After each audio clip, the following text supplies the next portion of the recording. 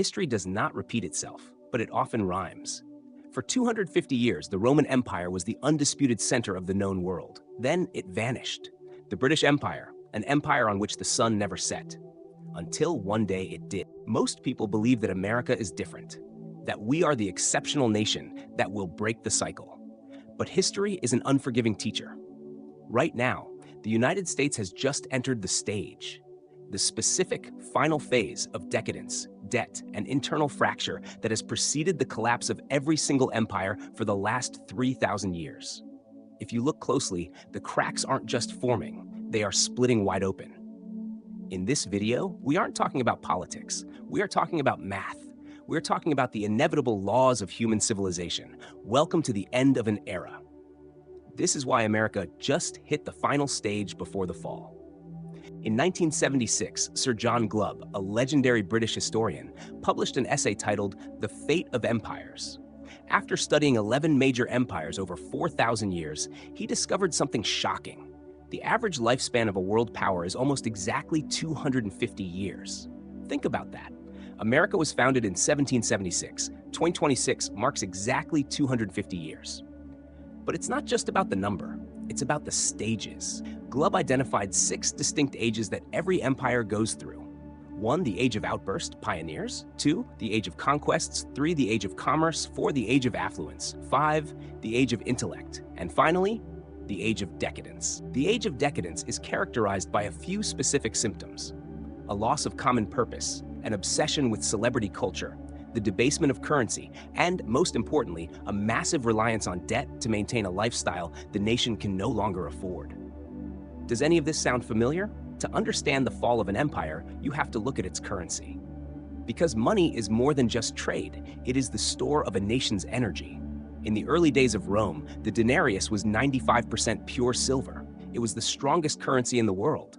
But as the empire overextended itself, paying for endless wars and massive social programs, the silver started to disappear. By the year 270 AD, the silver content of the denarius had dropped to just 0.5%. It was essentially a worthless piece of scrap metal coated in silver wash. The Roman government thought they could create wealth out of thin air. They were wrong. What followed was hyperinflation, the collapse of trade, and the total loss of faith in the state. Fast forward to 1971. The United States officially severed the link between the dollar and gold. Since that day, the US dollar has over 86% of its purchasing power. But that was just the beginning. Right now, the United States is adding $1 trillion to its national debt every 100 days. Let that sink in. We are currently sitting on over $34 trillion in debt. To pay the interest alone, the US government now spends more than it does on its entire military budget. Historians call this the fiscal dominance phase. It is the moment when a government can no longer control inflation because its debt is so high that raising interest rates would bankrupt the state itself. Rome tried to solve this by clipping coins. America is solving it by printing trillions. The methods have changed, but the math remains the same. When an empire can no longer pay its bills with real wealth, it starts to borrow from its future. Until there is no future left to borrow from. Sir John Glubb noted that when an empire reaches its peak of affluence, a strange phenomenon occurs. The virtues that built the empire, hard work, sacrifice, and a shared sense of duty, begin to dissolve. They are replaced by what historians call decadence. In Rome, this was the era of bread and circuses.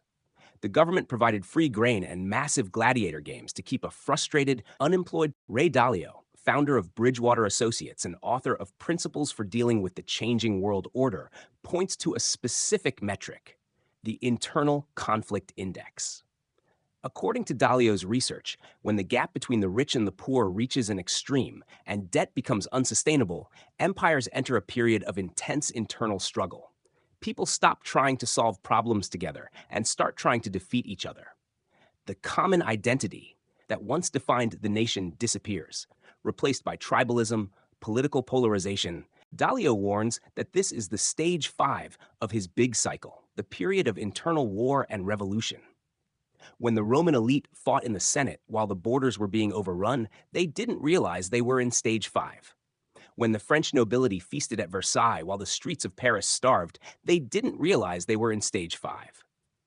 And today, as the two Americas drift further apart, unable to agree on even the most basic facts, we are hitting that exact same stage. There is a paradox at the heart of every falling empire. Their greatest strength eventually becomes their fatal weakness. At its height, the Roman military was an unstoppable machine. But to protect its massive borders, Rome had to station legions from the deserts of Africa to the forests of Germany. This is what historians call imperial overstretch. The cost of maintaining, feeding, and paying for this global presence began to outpace the wealth the empire was actually producing. To keep the army happy, the emperors had to debase the currency even further. The military. Today, the United States maintains a military footprint unlike anything in human history. With over 800 bases across the globe, the U.S. spends more on defense than the next. When the cost of the sword makes it impossible to maintain the shield of a stable society, the end is near. We are now seeing the same signs. Recruitment numbers are at historic lows. The national debt is exploding to fund a military machine that is increasingly decoupled from the needs of the average citizen. History warns us, no empire has ever survived the weight of its own armor. Every empire survives on a foundation of trust. For the last 80 years, the world's trust was anchored in one thing, the US dollar. Since 1974, the petrodollar system, an agreement where oil is traded exclusively in dollars, has forced every nation on Earth to hold USD. This gave America a superpower cheat code. It allowed the US to print money to pay for its imports and wars, while the rest of the world absorbed the inflation. But the cheat code is expiring. Enter BRICS. What started as an acronym for emerging economies has transformed into a formal alliance that now represents a larger share of the global GDP, PPP, than the G7. From Saudi Arabia to the UAE, the world's energy giants are no longer just considering alternatives to the dollar. They are actively settling trades in yuan, rupees, and gold. When the oil for dollars deal breaks, the trillions of dollars held overseas will have nowhere to go but back home. This is the Great Reflow. In the final stage of the Roman Empire, the outer provinces stopped sending taxes to Rome and started creating their own local economies. Today, we call it de-dollarization. It is the moment the world realizes they no longer need the empire's permission to trade with one another. And without the dollar's dominance, the US loses its ability to fund its massive debt. The curtain doesn't just fall, it is pulled down by the hands of a new multipolar world. Sir John Glubb's most counterintuitive finding was the age of intellect. You might think that an empire becoming more intellectual is a good thing. But in the life cycle of a superpower, this stage is a warning sign. As an empire moves from doing to thinking, it loses its grip on reality. In the early days, intellect was used to build bridges, win wars, and conquer the stars. It was practical. It was unified. In the final stage, intellect becomes a weapon of internal destruction. We move from solving problems to winning arguments. While the Roman elite spent their days in endless philosophical debates about abstract virtues, their infrastructure was failing, and their borders were being breached. Today, we see a terrifying echo. The American education system, once the envy of the world, is in a state of systemic collapse. In global rankings, the US has slipped far behind its competitors in math and science. But it's not just about test scores. It's about the death of merit. When an empire is in decline, it stops rewarding competence and starts rewarding loyalty to ideology. Academia, the very place meant for the pursuit of truth, becomes a battlefield for culture wars. When a society can no longer agree on objective reality, it can no longer solve its objective problems. This is the intellectual paradox.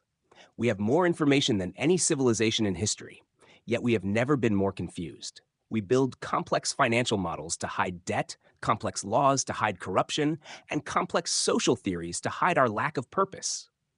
History shows that when an empire's elite lose the ability to think clearly and practically, the masses lose faith in the system. And when faith is gone, the only thing left is the final crash. History tells us that empires rarely collapse because of a single planned event. Instead, they fall because they become so fragile that a relatively small shock triggers a systemic failure. Nassim Taleb calls this the black swan. an event that is unpredictable, has a catastrophic impact, and is explained away after the fact as if it were obvious. For Rome, it was the crossing of the Rhine by the Vandals. For the Soviet Union, it was a localized disaster at Chernobyl combined with a drop in oil prices. For America, the dry tinder is everywhere. $34 trillion in debt, a fractured society, and a global revolt against the dollar. What does the black swan look like for the 21st century superpower? It could be a sudden dump of U.S. treasuries by foreign powers, causing interest rates to spike to 20% overnight, making the debt unserviceable. It could be a contested election that doesn't end in court, but in the streets, leading to what historians call internal secession, where states simply stop obeying federal authority. Or it could be a massive cyber attack on the aging financial grid, revealing that the digital wealth we all rely on is nothing more than smoke and mirrors. The stage is already set. The resilience is gone. When a system is healthy, it can survive a shock. But when a system is in the age of decadence, a shock becomes a funeral. We aren't waiting for the collapse to begin. We are waiting for the event that makes the collapse visible to everyone. As Hemingway once wrote about going bankrupt, it happens two ways: gradually, then suddenly. If you've watched this far, you might feel a sense of dread, but history teaches us another lesson. The end of an empire is not the end of the world. It is simply the end of a system. When the Roman Empire fell, the Renaissance eventually followed. Out of the ashes of the old, something more resilient is always born. The question isn't, will the empire fall? The question is, will you be ready to rise from its ashes? This is the Phoenix strategy. 3 pillars to protect your future while the world order shifts. Pillar 1, tangible wealth. In the age of decadence, paper assets, stocks, fiat currency, and digital promises are the first to burn. The Phoenix strategy requires moving into hard assets: gold, silver, productive land, and decentralized technologies.